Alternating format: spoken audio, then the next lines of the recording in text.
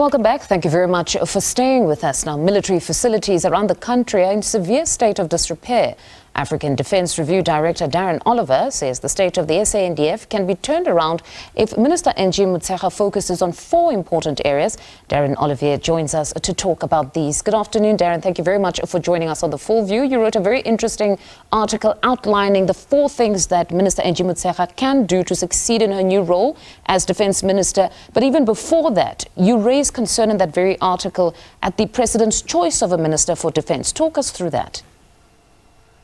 Sure. So given her tenure, really, 15 years as Minister of Basic Education, she hasn't really shown herself able to do the kinds of large-scale reforms of dysfunctional departments that we need to see in the DoD.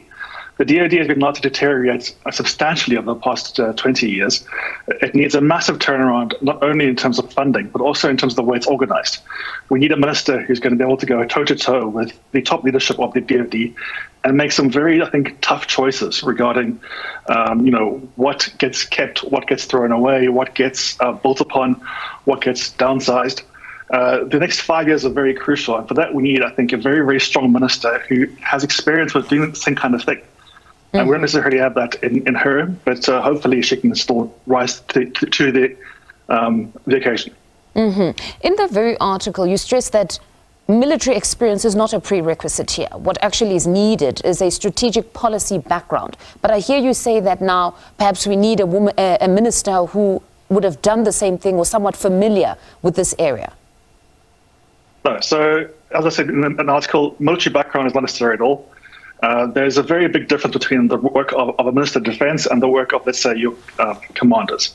The commanders are the ones who are doing military strategy and that kind of thing, and that is not the work of the minister. What the minister needs to have is a very, very strong policy-making ability and experience, and most importantly, the ability to, one, impose her policy and will on her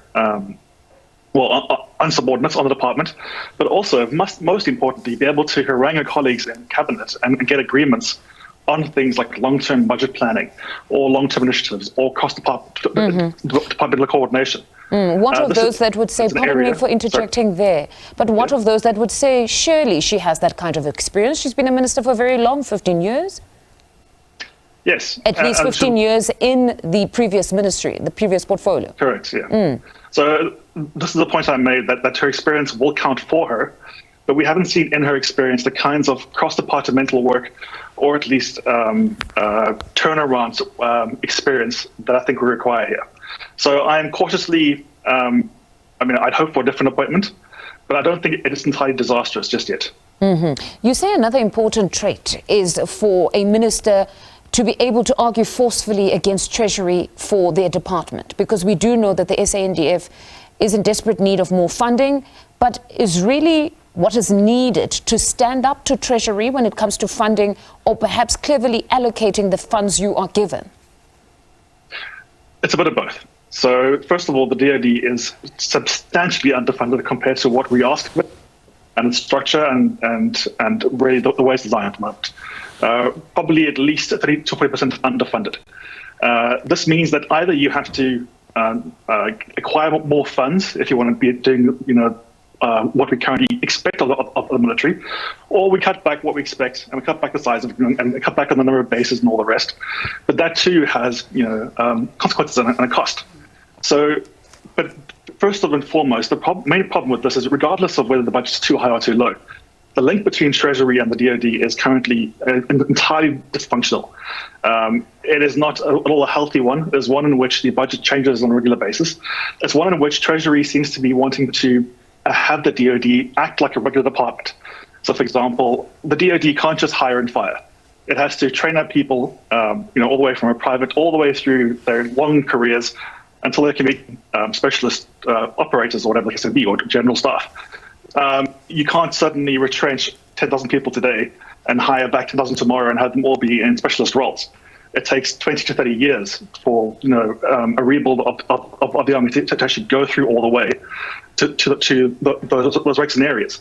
So there's also a real need for Treasury to understand that it must treat the DoD differently to the way it affects other departments, and at least stop trying to put it into its standard bucket of things. Another example is Treasury mandates typically 3 years for contracts, whereas the DoD really needs to have 5 to 10-year contracts for certain things to create that long-term stability and an ability to really save money on things like aircraft support, vehicle support, and all the rest. So this isn't just a matter of going to Treasury and saying, give us more money. It's also a matter of creating an MOU and creating some level of policy stability and understanding to create a healthier and more, I think, robust and sustainable working relationship between the two of them. Professor, in closing, what are your views on our mission in the DRC? I mean, we've been reporting on a number of deaths. It's proving to be a very difficult mission for our men, and understandably, it is a very difficult terrain, and the M23 has now gotten enough resources. They're being helped by other countries. But what is your honest view on that mission for us? First of all, not a professor. I wish I was, but and on terms of that mission, I think the key thing is we need to understand what it is we're trying to ask of the troops and of the mission itself. We've currently got some policy confusion between whether this is a peace enforcement, peacekeeping, or really a direct regional mission. This came about with the DRC government requesting Mutual Defence Pact or invocation, and it seems the goal from our point of view as South Africa, and of course then the rest of SADC, is to defeat M23.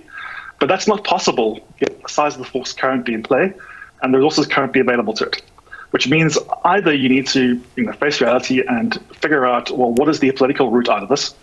How can we really bring M23, the DRC government, everybody else to the table and get through this without further bloodshed, further war? Or what is needed to create a kind of military force that would provide the level of security required?